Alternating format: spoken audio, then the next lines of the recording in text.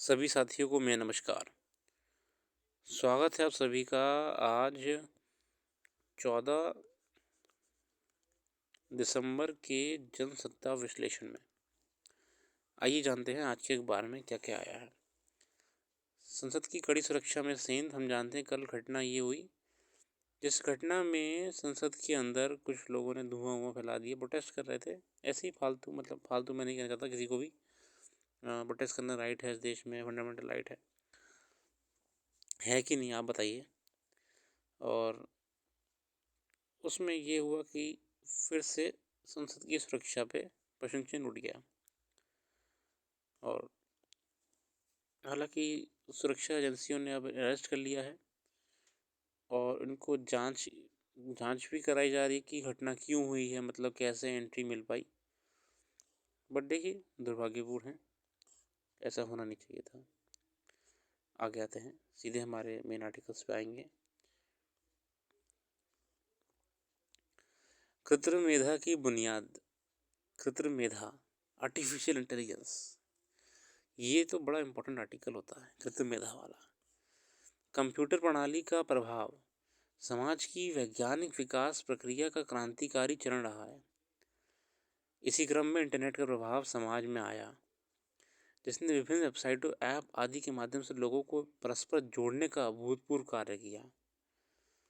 इस सक्रियता के प्रतिपाद के रूप में कृत्रिम मेधा की सामाजिक उपस्थिति हो चुकी है। देखिए साथियों, हम जानते हैं आर्टिफिशियल इंटेलिजेंस कितना तेज़ी से बढ़ रहा है, ठीक है ना। अपने आप निर्णय ले लेता है आर्टिफिशियल इंटेलिजेंस। सामाजिक दबावों में गुजरना पड़ता है, इन सबसे खतरनाक है कि ये सभी दूताएं पहले टेलीविज़न के पर्दे, अखबार के पन्नों, रेलवे बस स्टेशन की दीवार पर दिखता था, जहां तक पहुंचने में बाजार कुछ हद तक नियामक तंत्र या दूसरे सामाजिक दबावों से गुजरना पड़ता था। लेकिन वर्तमान डिजिटल मीडिया के वितान में उसकी व्याप्ति के लिए ऐसे कोई प्रभावी नियामक बन नहीं पाए हैं। यहाँ सब कुछ इतना गतिमान है कि उसको नियंत्रित करना आसान भी नहीं है। देखिए दिक्कत कहाँ आ रही है, मैं पॉइंट बताऊँ। जो कृत्रिम मेधा है, आर्टिफिशियल इंटेलिजेंस है, इसका विकास इतना तेज़ी से हो रहा है कि जो इसको संभालने के लिए जो कानून है वो प्रॉपरली बन ही नहीं पा रहे हैं, ठीक है ना। अभी देखिए, हाल ही में यूएस में तो भैया ले आए हैं कानून, और आपका यूके में भी कानून ले आए थे, मगर वो भी अभी डिफाइंड नहीं है प्रॉपरली, पूरी तरीके से। प्रॉपरली तो कानून एआई के लिए बन ही नहीं पा रहा, क्योंकि भाई इतनी तेज चेंजेस आ रहे हैं उसमें कि कानून कैसे बनाएंगे आप। देखिए हाल ही में ये सब जो है ना, आप देखिए अभी पहले चैट जीपीटी आया। चैट जीपीटी जब तक फेमस हो पाता है ना, जब तक फेमस हो पाता, पहले तो फेमस हुआ, पूरी मार्केट में ट्रेंड करा, तुरंत ही गूगल का बाढ़ आ गया। अब ट्विटर, जो कि हमारे एलन मस्क का एक्स हो गया है, उन्होंने जेन एआई ले आए हैं। मतलब देखिए ना, कितनी जल्दी मार्केट में प्रोडक्ट्स आ रहे हैं। आर्टिफिशियल इंटेलिजेंस से चीज़ें बदल रही हैं, ठीक है ना। दूसरी तरफ बाजार अपने उत्पाद के विस्तार को लेकर अब सूक्ष्म योजना पर काम करने भी लगे हैं। डिजिटल मीडिया और कृत्रिम मेधा के तालमेल से बाजार को लोगों की अभिरुचि के आधार पर उनकी हथेली से आगे बढ़कर उनको उनके मनोमस्तिष्क तक पहुंचना बहुत आसान हो चुका है ना। मतलब डेटा को अब ये जो है आर्टिफिशियल इंटेलिजेंस के माध्यम से एनालाइज कर रहे हैं बहुत सी कंपनीज जो होती हैं। अगर कंप्यूटर संचाल को इस खिड़की से देखा जाएगा तो एक सवाल उठना स्वाभाविक है कि क्या यह समाज पर एक बोझ बन चुकी है, क्योंकि यह अब सटीक सूचना नहीं बल्कि सायस भ्रम का साधन भी बन रही है। हाल ही में डीप फेक की घटना में एक अभिनेत्री का वीडियो इसका प्रमाण है। अब देखिए, आप समझने का प्रयास करिए एआई क्या हो रहा है। मतलब एआई समाज के लिए अच्छा है, समाज के लिए बुरा है, समाज के लिए क्या करना चाह रहा है नहीं पता, हम लोग समझ भी नहीं पा रहे हैं। अब देखिए, एआई में बहुत चीज़ें होती हैं। एक एआई की टेक्नोलॉजी होती है डीप फेक, मैंने कई बार अपनी पुरानी वीडियोज़ में बताया डीप फेक क्या होती है। डीप फेक बेसिकली साथियों मेरे क्या होती है, डीप फेक में वीडियो होती है जो कि ओरिजिनल होती है, ठीक है। उसमें क्या होगा, डीप फेक में आप उस व्यक्ति का चेहरा बदल सकते हो, आप जो बोल रहा है वो बदल सकते हो, और जो फाइनल वीडियो आउटपुट होके आएगी, भाई साहब 10 में से 9 लोग नहीं पकड़ पाएंगे वीडियो फर्जी है। एक भले ही पकड़ ले नहीं वीडियो फर्जी बनी है, 9 लोग पकड़ ही नहीं पाएंगे वीडियो फर्जी बनी है ना। ये है डीप फेक टेक्नोलॉजी, मतलब आर्टिफिशियल इंटेलिजेंस के माध्यम से हूबहू कॉपी बना दे रहे हैं। अभी रश्मिका मंदाना जी की एक वीडियो आई थी जिसमें उनका चेहरा किसी और की वीडियो में मर्ज कर दिया, और साथियों लोग पहचान ही नहीं पाए कि वो रश्मिका मंदाना जी हैं, जबकि वो टोटली फेक वीडियो थी। ये खतरा है, डीप फेक से ये खतरा है। हाल ही में क्या हुआ था, एक बहुत ही सीनियर आईपीएस अफसर हैं हमारे, आईपीएस प्रेम प्रकाश, उनका वीडियो वायरल हुआ डीप फेक के माध्यम से। देखिए क्या क्या करा जो हमारे ठग होते हैं लोग। तो जो हमारे एडीजी प्रेम प्रकाश उत्तर प्रदेश कैडर में रहे हैं, उत्तर प्रदेश कैडर में प्रेम प्रकाश का वीडियो वायरल हुआ। उसमें उस वीडियो में पता क्या था, एक व्यक्ति को व्हाट्सएप पे वीडियो पहुंची, उस वीडियो में एक अफसर बैठा हुआ था, और वो और कोई नहीं एडीजी प्रेम प्रकाश साहब थे, और वो पैसे मांग रहे थे कि तुम मुझे 72,000 रुपये दो, हमने तुम्हारे परिवार के व्यक्ति को पकड़ लिया है, और अगर तुम चाहते हो कि मुकदमा नहीं कराना है और बाहर निपटाना है, तो मतलब ऐसी बहुत बातें करी इन्होंने, तो तुम अभी हमको 70,000 रुपये 72,000 रुपये भेजो। अब जैसे ही उस व्यक्ति के पास वीडियो पहुंची, लेडीज़ थी वो घबरा गई, बोले अरे हमारे परिवार के किसी व्यक्ति को उन्होंने अरेस्ट कर लिया, हो गया। तब हालांकि जब तक वो वीडियो थोड़ी सी वायरल हुई, बाहर निकली, तो पता लगा कि एडीजी प्रेम प्रकाश तो पहली बार रिटायर हो गए हैं, तो वो वर्दी पहन के तो वीडियो बना भी नहीं सकते, अब वो रिटायर हो चुके हैं। दूसरी बात है वो अभी किसी भी पद पे है ही नहीं, वो अपने घर पे आराम कर रहे हैं। वही पूरा फेक वीडियो जब पुष्टि हुई तो पता लगा कि ये वीडियो डीप फेक से बनाया हुआ था, जिसमें हूबहू आवाज़ मैच कर रही थी, हूबहू शक्ल, बिल्कुल एक्सप्रेशन पूरे मैच कर रहे थे। साथियों एआई का ये खतरा है, डीप फेक का ये खतरा है, ये सामाजिक असंतुलन बना सकता है। सोचिए सोचिए आप, किसी दिन ऐसी वीडियो अगर किसी को मिल जाए, ऐसे इंसिडेंट्स बहुत बढ़ रहे हैं डीप फेक के माध्यम से, ऑडियो मैनिपुलेशन के माध्यम से। पता क्या हो रहा है, ये हो रहा है कि लोगों को व्हाट्सएप मैसेजेस आ रहे हैं, आप ही के किसी फ्रेंड की आवाज़ में आएगा, भाई मुझे तू ज़रा 1,000 रुपये दे दे, मेरे को ज़रा काम है। आप वो ऑडियो मैसेज देखोगे, आप बोलोगे यार आवाज़ तो यार मेरे ही दोस्त की है, सुनोगे जब आप। साथियों वो ऑडियो मैसेज बेसिकली फेक होगा। अच्छा मैं ये नहीं कह रहा हूँ दो भी दोस्त आपसे ऑडियो करके पैसे मांगे तो मत देना, मतलब ये हुआ है इंसिडेंट्स, लोगों से पैसे मांगे जा रहे हैं, ये है खतरा एआई से, ठीक है।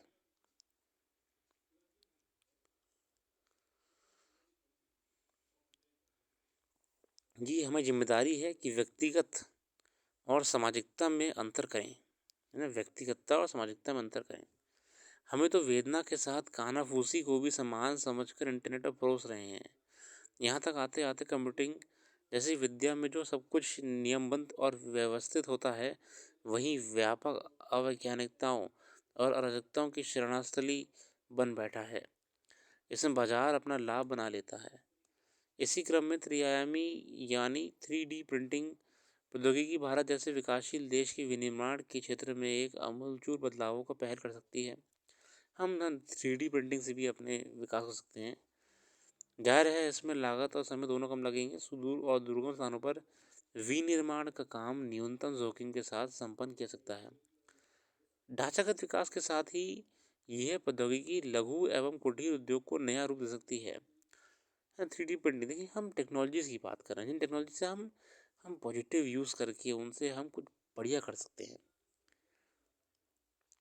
आज के समय मेधा की व्यावसायिक संलिप्तता लगभग हर उद्योग के विकास और स्वचालन में देखी जा सकती है। इसलिए देश में इसकी व्यापकता के आंकड़ों का सटीक अनुमान लगाना तो कठिन है। लेकिन गत फरवरी में नैसकॉम के हवाले से सरकार ने संसद में बताया है कि भारत में कृत्रिम मेधा से लगभग 4,16,000 पेशेवरों के लिए रोजगार सृजन का अनुमान है। इसके अलावा 2035 तक कृत्रिम मेधा द्वारा भारत की अर्थव्यवस्था में कई अरब अमेरिकी डॉलर 957 अरब अमेरिकी डॉलर की अतिरिक्त योगदान देने की उम्मीद है ना। एआई हमारी इंडस्ट्री बन सकती है साथियों।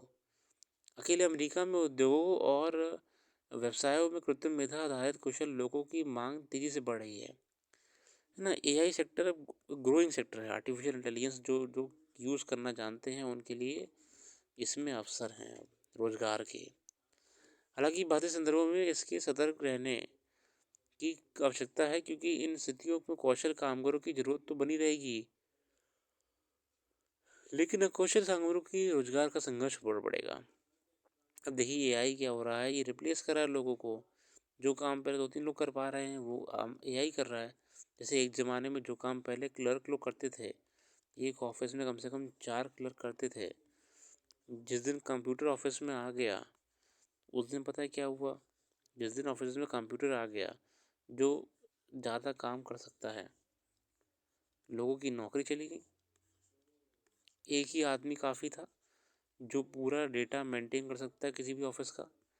ऐसे ही अब एआई से क्या खतरा होने वाला है कि देखिए अब ये जो सीन है हमारा, ये 90s से पहले का, 90s से पहले वाला, इसमें रोजगार के अवसर किसके लिए बढ़े?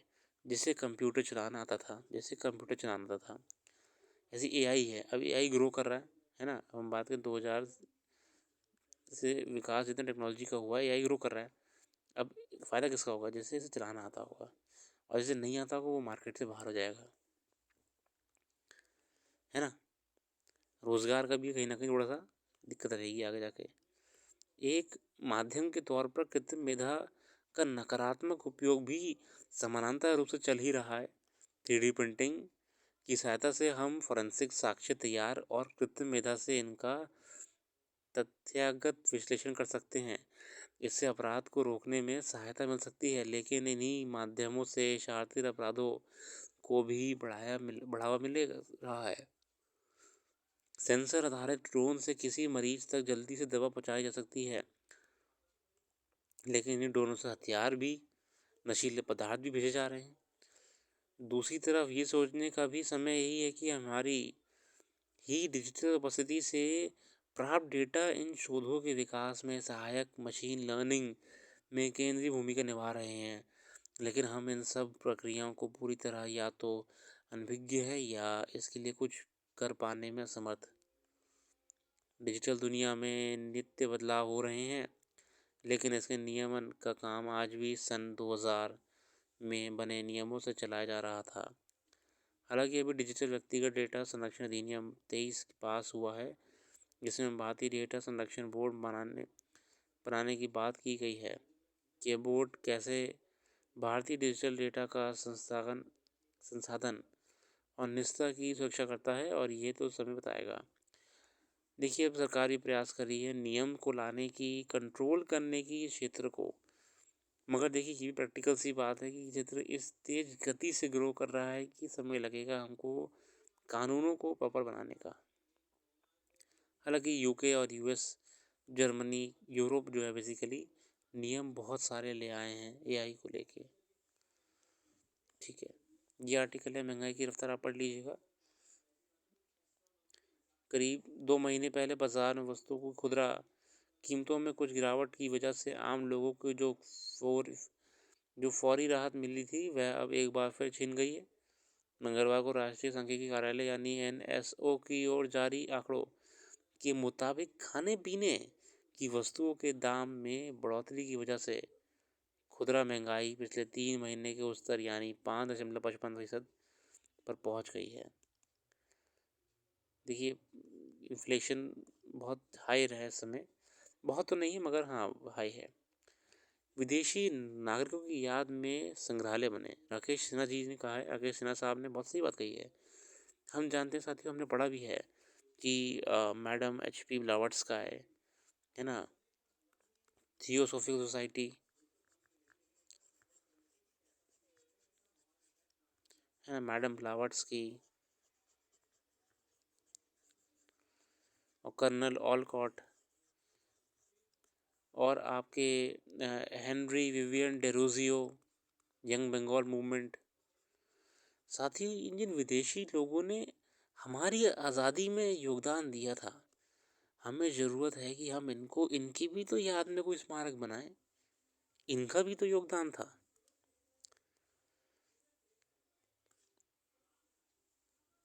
मनोनीत सांसद राकेश सिन्हा ने बुधवार को राज्यसभा में स्वतंत्रता संग्राम में योगदान देने वाले विदेशी नागरिकों की याद में संग्रहालय बनाने की मांग की।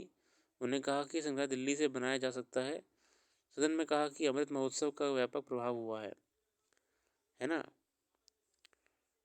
उन्होंने इसके लिए प्रधानमंत्री मोदी को धन्यवाद दिया। सिन्हा ने कहा कि अमृत महोत्सव में दो लोगों को ढूंढ पाया जिनका जन्म उनके पिता की शहादत के बाद हुआ। इनमें वर्धा के अरविंद मलपे, पिता गोविंद मलपे जो 1942 में शहीद हुए थे, और बेगूसराय के शहीद कुमार, पिता राधा प्रसाद सिंह जो 1942 में शहीद हुए थे। भारत का आंदोलन केवल राजनीतिक व आर्थिक उद्देश्य से और कारणों से और कुलीनों द्वारा नहीं था। इसमें सांस्कृतिक चेतना थी जिसने दुनिया भर के लोगों को आकर्षित किया। उसमें कुछ विदेशी नागरिकों के नाम हैं। मैडलिन सैलड, जिनको महात्मा गांधी ने मीराबाई नाम दिया। उन्होंने स्वतंत्रता आंदोलन में बड़ी भूमिका निभाई और 1942 और 44 तक जेल में भी रही थी। मैडम मैडलिन सैलड, उसके अतिरिक्त कैथरीन हेलमन, जिन्हें लंबे समय तक स्वतंत्रता आंदोलन में अहम भूमिका निभाई, हम उन्हें सरला देवी के नाम से जानते हैं। BJ हॉर्मन पत्रकार थे। उन्होंने जलियांवाला बाग कांड को उजागर किया था। BJ हॉर्मन हॉर्मन साथियों, हमें इन विदेशी जो हमारे क्रांतिकारी थे, जो विदेशी होने के बावजूद भी हमारे फ्रीडम स्ट्रगल में अपना योगदान दे रहे थे, हमें इनको भी याद करना ज़रूरी है। और ये बहुत ही वाजिब बात है कि हमें इनकी याद में कुछ स्मारक बनाना पड़ेगा।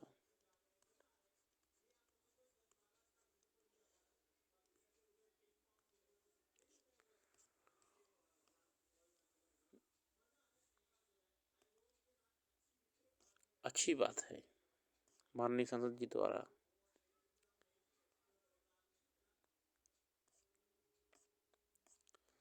आगे देखते हैं, बाकी आप अखबार का अध्ययन कर लीजिएगा। और ये देखिए खबर, ये वाली जो खबर है, राज्यपाल और मुख्यमंत्री निस्तारण के लिए करें खुली बातचीत।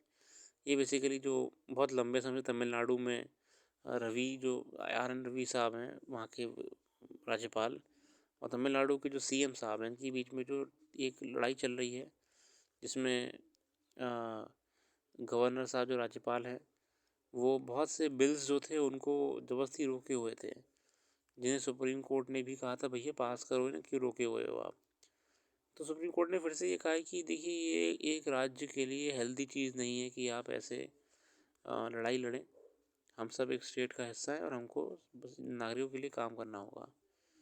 आप लोग इसमें क्या कर सकते हो, आप लोग अपने पॉलिटिकल सेक्शन में पढ़ना गवर्नर और CM के रिलेशन कैसे होते हैं, कौन सा आर्टिकल है, कौन सी बातें हैं प्रावधान है इन दोनों पदों को लेके। बाकी ये रही खेल जगत की खबरें।